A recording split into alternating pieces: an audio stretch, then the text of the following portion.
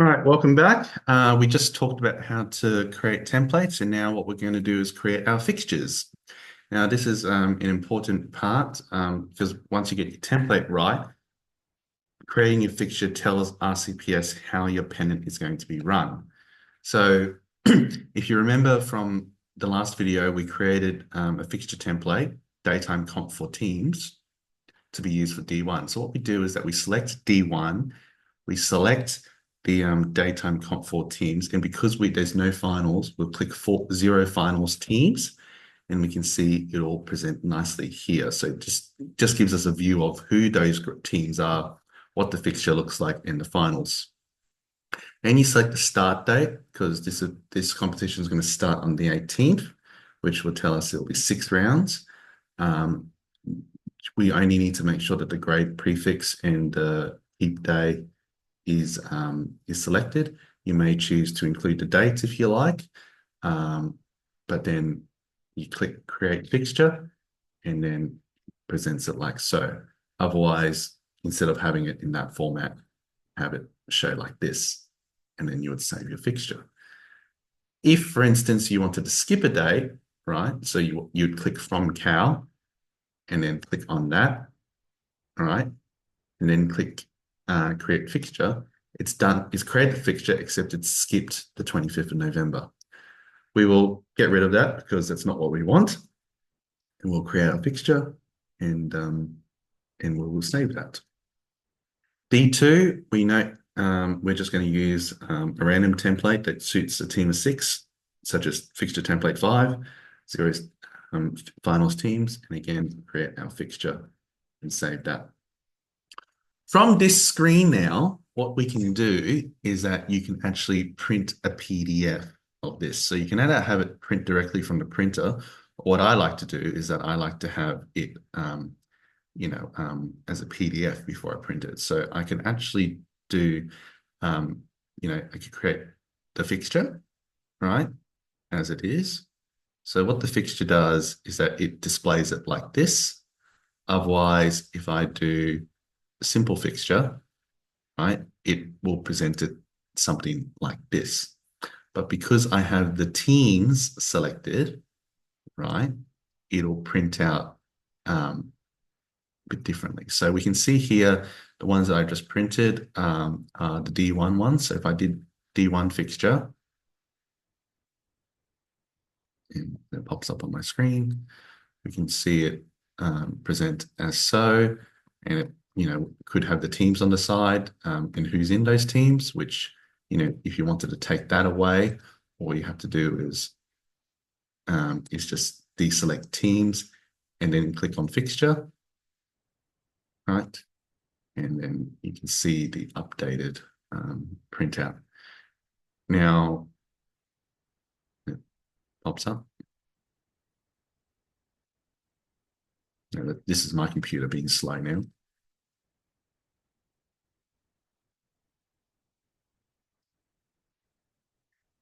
This will just present a grid fixture, okay?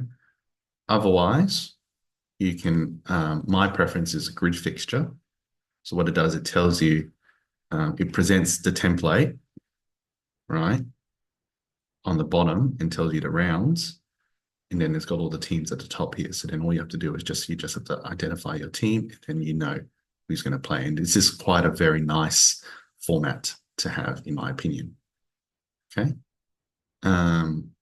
We'll get out of that. So that's our fixtures. Otherwise, what you can do is that I like to print out a simple fixture, but then I like to copy the fixture, and then in the Excel spreadsheet that we had here, copy that, and then it will present to you this little template that you can use and provide. Okay, so again, I like to copy the fixture, but I like to print out the simple fixture. Now, in this fixtures tab here, it tells you, it provides you, all the matches for that team and that sort of thing. What you can do is that you can look at a combined fixture. So then it shows you every little one.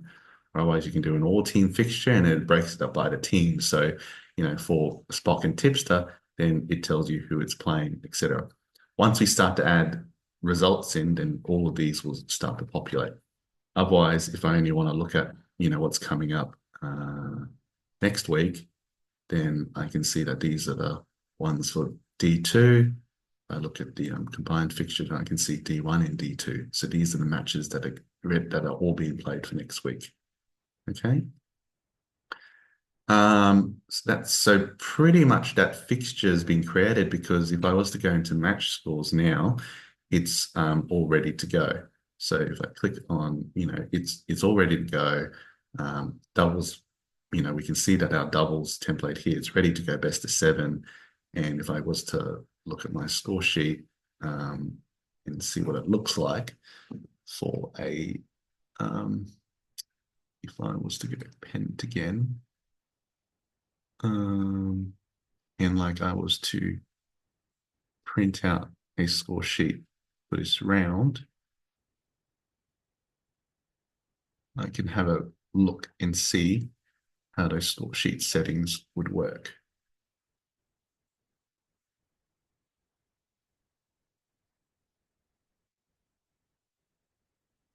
I can see here I've got my GTTA, I've got a sample table, the date, the round, and the grade, and it's called daytime competition. That's for the team, and it's got your doubles first, and then it's got your ABXY, and then you've got your win losses, and then you've got your and it also tells you next round, and it does it for those two. Okay, so that's a nice little check.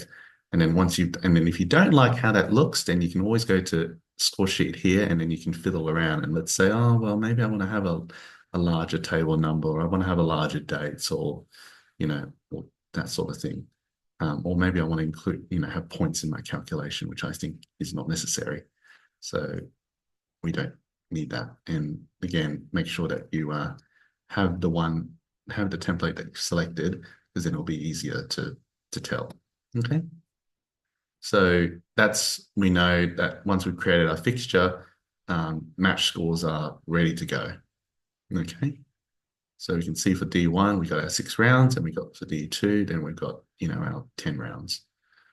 All right. The next one I'm going to talk about is tables, which is the interesting one. All right. This is probably one of the harder ones to get your head around. So I'm only going to talk about table allocation. I'm not going to talk about cycle table allocations, because but we'll talk about table allocations. Okay. We'll see you in the next video.